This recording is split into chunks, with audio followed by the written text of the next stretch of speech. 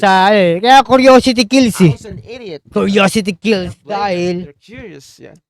sa pagka-curious mo, alam mo ng mali, sinishare namin yung ginawa mo pa. experience namin so that you will be able to avoid the mistakes that we've been through. Oo. Yes, Mga kabataan ngayon, mag-isip kayo ha. Mapatropa Hindi kayo, bagay pinapagalitan kayo ng magulang nyo, mali na yun. mapatropa kayo sa ganong mga kabataan o tao. Waste of time. Waste of time. Imbis na nakapaghanap kayo ng trabaho ng maaga, na experience nyo yung, alam mo yun, makasali, interact with different types of people from all walks of life. Especially elder people, because you will learn a lot from them. And elder people, not all, but it's better because they know they will walk you through the right path. Since they often tell me that I've been there, I've been in this situation. This is what they like giving advice to young people. Oh, yung kasi, napagdaan nila eh. Yung ganung ano eh. Maganda yun. Kasi yung decision na nagawa nila na para i-share nila sa'yo. Oo. Kung paano nila, Yung mga matatanda, diba? Older than you.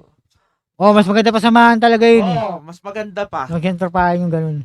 Kasi yung kaligayahan nila, simple. Kumbaga, meron akong trabaho nun. Pangalan nyo, Daddy. Activity lang. Siya yung, imagine at the age of parang 60 plus na siya nun. May activity kami, siya yung magdadrive. Papunta sa, kunyari, Bataan, Batangas. Yun lang yung kaligayahan niya. Kaya siya nagtatrabaho sa call center kasi... May pagmaneho kayo? may isang team kami. Kaya siya nagtatrabaho. Tsaka yung asawa niya, may edad na rin. Kasi may ampon silang nag-aaral pa. Sa call center na lang yung medyo malaki yung bigay. Kaya, imagine mo, nagpupuyat. Ilang taon na. Usually, prone yun sa high blood o so ganun. Pero, since may binubuhay sila, kailangan kumayod eh. They grind. Ayun, sana isipin ng mga bata, yung magulang. Yeah. Buti ko pa kayo na magtrabaho, sabay gagawa. Kaya saan nila yung binabaon sa inyo? Kasi magulang nyo, yung mentality nila. Kaya pinag-aaral niyan, kaya sila pinag-aaral niyan, hindi para paglaki ng mga bata, tulungan yung magulang. Dahil gusto ng magulang na wag nilang maranasan yung naranasan ng magulang nila. Ayun ang totoo niyan. Dahil di mo talaga obligasyon ng bata tumulong eh. May debate na ang toxic Filipino culture daw ay yung magulang pinapalaki yung bata, pinagtatapos yung bata para matulungan sila. Oo. Ay mali, hindi yan. Toxic yung toxic daw. Pero hindi, ganito yun. This is how I view it. Yung magulang mo, pagtandaan yan, pwedeng mawala yan ng bigla. Ngayon, ikaw, meron ka naman, ba't di ka magbigay? Pa-experience mo ko sa kanya yung maramdaman nyo yung ginhawa, lumigaya siya nung yung moments na yun. Yung mga time na di na magulang mo. Kasi yung pera, hindi mo naman kailangan pagdamot yan, kikitain mo yun eh. Pero yung time, nakasama mo siya, di mo na, happiness ng magulang mo. no matter how much money you have, money can't buy time. Your money can't bring you in the past to rectify your mistakes in the past. May babalik Bakit ba tayo nagkatrabaho? Para sa kanino? If I'm just working for myself, no sense. Kumbaga, ang maging proud lang yung magugulang mo, isang malaking na sa kanila yun eh. Naayos mo yung pag-aaral mo, may magandang trabaho, maginawa na yung buhay mo, masaya na sila rin pre. Dahil di mo naranasan, yung naranasan nila paghihirap dati. Diba? Ayun ang purpose ng magulang para sa akin ha. Dahil sa pananaw ko Swerte ka nga, buhay pa yung magulang mo eh. Ganun yun. Hindi pinagtatapos yung magbata. Toxic sila, inaasahan nila na alagaan mo sila. Ganun ang ibang inisip ng mga bata eh. Mga ibang tao eh. That's how they visualize it. Yung Filipino culture, toxic daw. Man.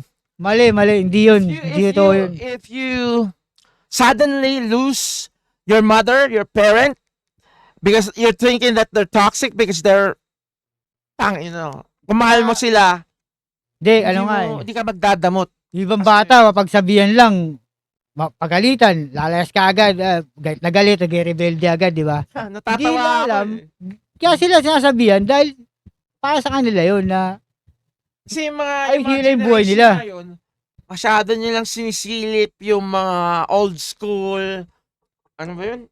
Ways o yun, pagmamano. Yung mga parang toxic attitude daw ng Pilipino kaya hindi umuunlad yung ganito. Kasi tumutulong daw sa magulang. pamilya, sa magulang, kaya hindi umuunlad.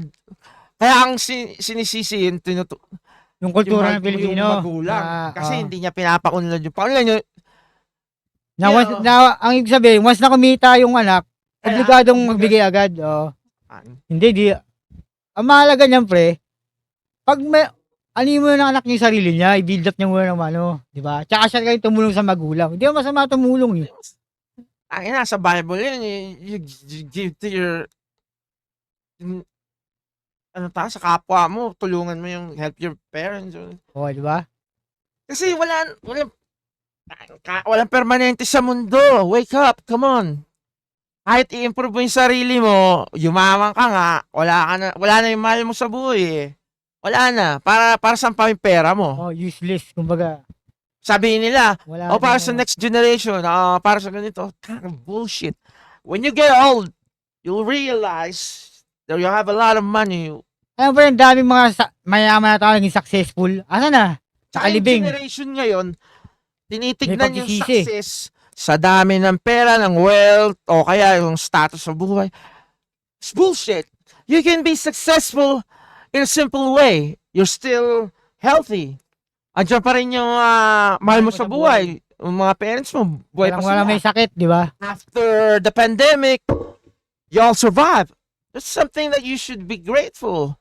Di, ano nga pre, dahil nga sa nakapag sa social media, ang nagiging basihan, yung maraming kotse, ganyan, status ng di ba? buhay, no? Status ng mga mayayaman na ano, yun ang basihan ng successful ngayon. Na hindi nila alam na mas successful, Hindi kami against kumbaga, hindi kami against sa pagyaman, no? Maging successful. tama yun, maging ano ka. But you don't view the status of a person based on how much money that he in his bank account, that he stashed from whatever job, how many cars, how successful because he's famous on TV, kaya maraming malungkot na tao na mayaman. Hindi sa pinopromote namin yung kahirapan. It's like this.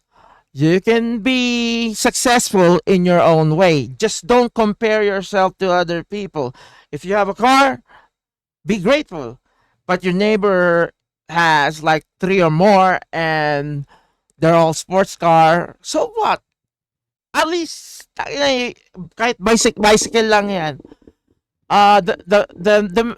The main thing is it's how you view life.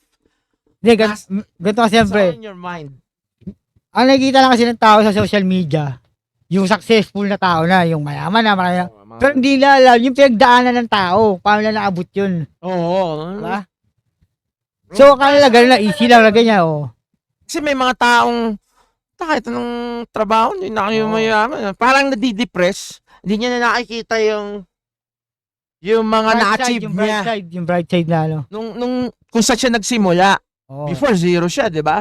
At least, nung nagtrabaho siya, Nagsikap siya. meron siya, nakabil siya nito. Hindi mo na nakita kasi yung goal mo mas mataas na. Oo, na yung mga simple things dati na na-achieve mo, Hindi mo na na-appreciate. wala lang halaga kasi Just gusto mo nakita mo yung marami pa. kapitbahay mo, merong ganito. Ikaw, ito lang meron. Inggit na yung pre. Inggit. Nainggit ka na. Sometimes you love to, ano ba yung Kasi tawag ang doon? pinagbabasihan ng successful yung kahit bahay mo eh. Comparison is a thief of time, or thief of joy. Ayun, hindi mo na feel na worth yung value mo. Kasi, kumpara mo yung sarili mo Oo. sa ibang tao, lalo na yung mga mayayaman. May mayayaman niya eh. Yumaman, pero biglang nagkaroon ng taning sa buhay. Yung isa, kapitbahay niya, nakatira sa barong-barong, pero masaya yung pamilya. O sino ba successful dun? Kaya kahit gastusin mo yung milyon-milyon mo eh. May taning ka, cancer, ikaw namatay na. So, although mahirap pa siya, sama-sama nila yung pamilya niya. They're intact.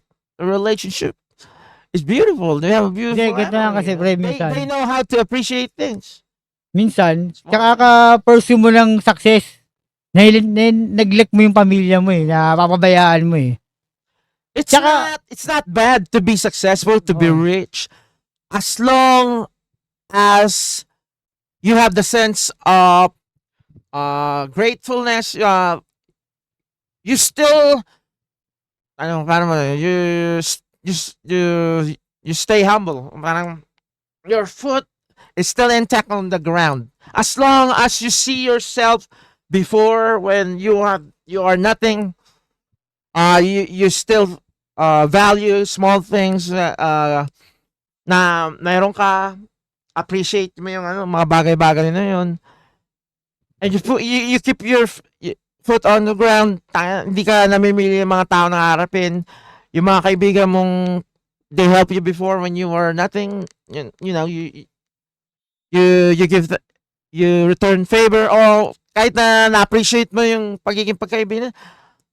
Yun isa yun sa mga parang Success na isa yun. Oo.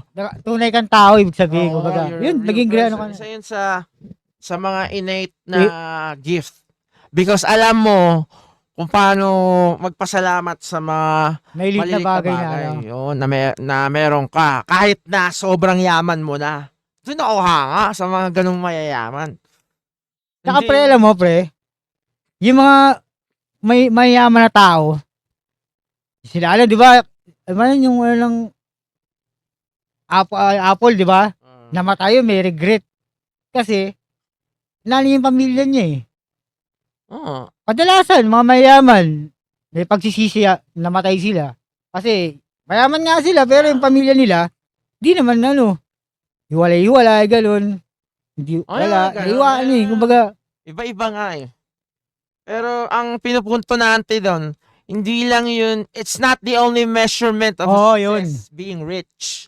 hindi lang kayo nabatay na maging successful. Oo, kasi ang pinapromote sa social media, yung mga Wala, yung mga narating, nag-promote, guru na, tawag doon. yun na yung impression ng tao, tingin ng tao sa successful. It's not bad to be successful, don't get me wrong.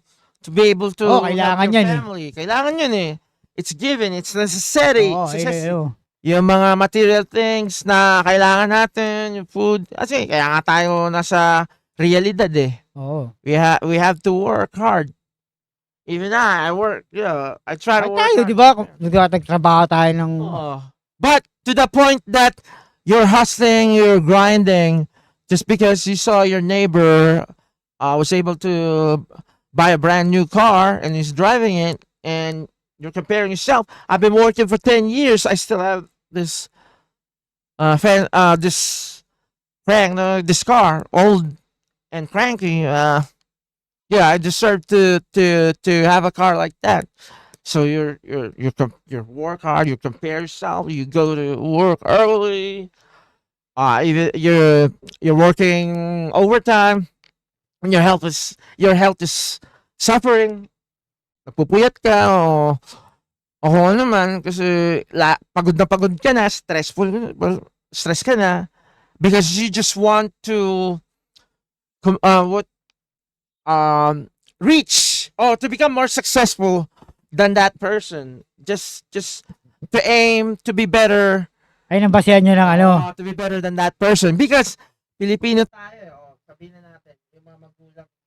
Sometimes our parents would like to compare us to our cousins or your siblings. Sabi mo siya, ganito na. Kaya, ang pumapasok sa atin na ang measurement ng success is ganito. Maging umaman, maunlad. Kasalanan din ng mga magulang eh. Kasi yung mga anak nila, ang favorite nilang ikumpara sa favorite nilang anak. Yung makatapos, maganda trabaho. O, tingnan mo nung kuya mo, maganda trabaho, Oo, ya. maganda buhay, Eh, ikaw, sana. hindi ka nag-aaral ng mabuti. Yung Ya. nakikita na nagtatrabaho ka naman, di ka naman tamad eh.